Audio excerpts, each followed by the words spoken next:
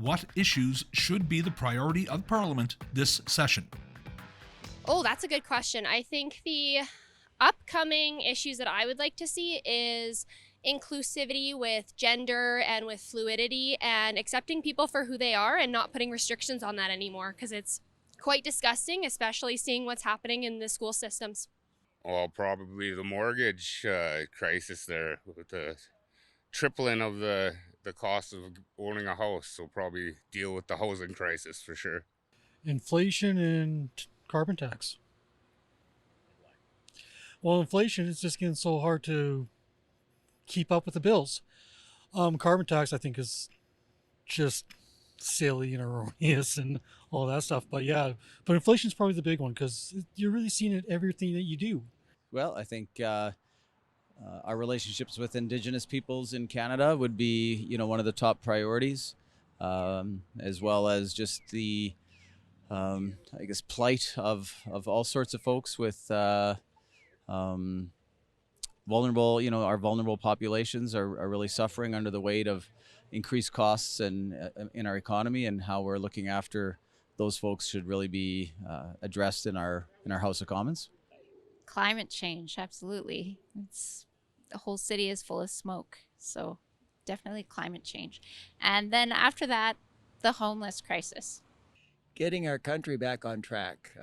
We've run off the rails here with what's going on, and I guess it's maybe a sign of the times that things are changing, but not really changing for the good. So we have problems there, and things need to be sorted out. What it's going to take, I don't know, but there's a problem that needs to be addressed.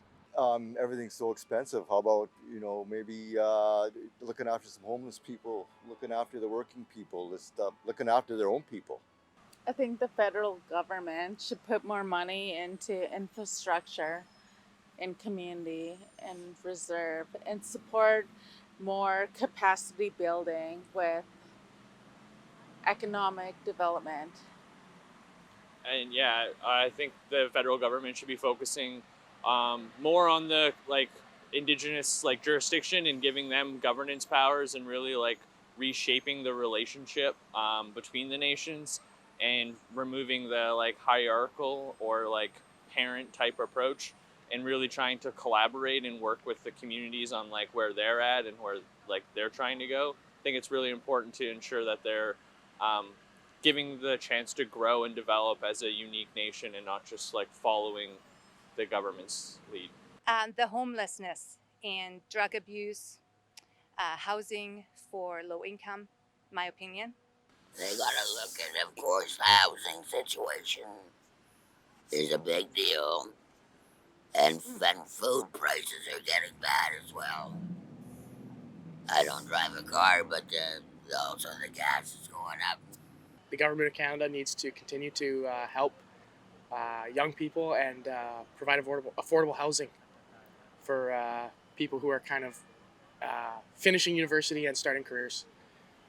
I agree. I think they need to do something about the gas prices. That's really big right now, especially in Vancouver. Trying to get from point A to point B, it's not happening, and the buses are unsafe.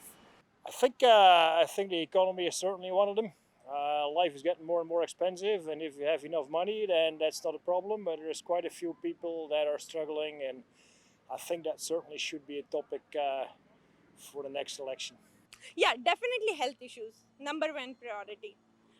We need a lot of hospitals and a lot of doctors and nurses. And second, which is coming to my mind right now, is about the housing and the taxes, how they're completely on surge from last 2-3 years. We have been waiting for the time to come it down, buy new investment properties or something, but it doesn't seem it's in some near future. So yeah, housing too. Environment, economy, housing. Why do you say that? Housing crisis out of control, one of the worst in the world right now. Economy not rebounding as expected. Environment, even if we hit the targets laid out in the Accords, we are way, way under-resourced to even hit that.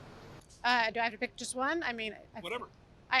Between the wildfires and what's going on across the country and people are really suffering, they really need to make a plan so that it's not reactive every time this seems to happen. And of course, the economy. It's a big thing. It's affecting everybody. And like to see more action on that, not just on housing, but inflation. Yeah, I think there's a lot to be done, and I'm hoping that this break has allowed them time to really prioritize their tasks going forward. Well, the economy is affecting everybody, so inflation is really hitting people really hard, and healthcare is becoming more and more inaccessible without family doctors being available and things like that.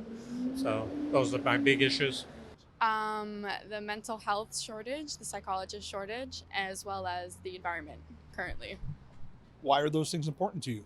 I studied psychology, so I know firsthand how bad the mental health shortage is currently. The wait lists are very long, and people coming out of COVID, they definitely need mental health support. So, yes, I think the number one priority right now is cost of living, and housing right now is a huge housing shortage right now, and I think that's the main concern. And we're hoping, honestly, in the next year or two, we're going to get a conservative government right in there, and they're really going to turn things around in regards to the cost of living crisis that we're in right now.